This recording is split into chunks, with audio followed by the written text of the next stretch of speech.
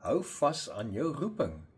Daar's mense wat presies weet waarheen hulle met hulle lewe op pad is. En daar's al mense wat elke dag opstaan en wonder, daar's meer in die lewe.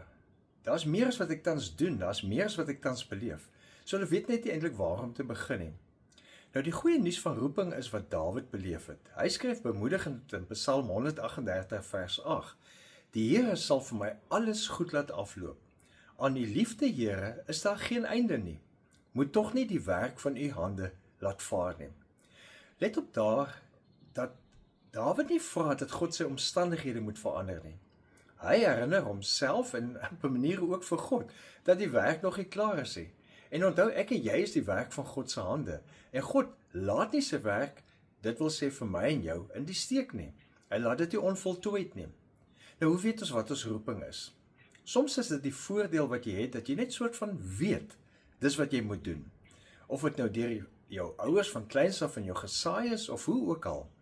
Ander kere moet jy eerlike vrae vra soos, wat maak my lewe van binne lewend voel? Waar vergeet ek die tyd? Watter probleme of nood maak my hartseer of kwaad? Of laat my voel ek moet iets daaraan doen? Die bekende prediker en ook hartskenner Friedrich Buechner het dit destyds so gestel: roeping is die plek waar jou diepste vreugde en die wêreld se diepste honger mekaar ontmoet. Dit is eintlik mooi gesê, né? So God plaas jou roeping reeds in jou deur jou talente, deur jou passies, deur jou hart vir die wêreld en selfs ook jou pyn. As dieselfde herhalende gedagtes en drang om iets positiefs te doen bly verskyn, begin net in daardie rigting beweeg. Vra God om jou sensitief te maak vir dit wat God reeds in jou geplaas het en dan doen wat reg is in die oomblik. God hou jou vas. Leef geïnspireerd.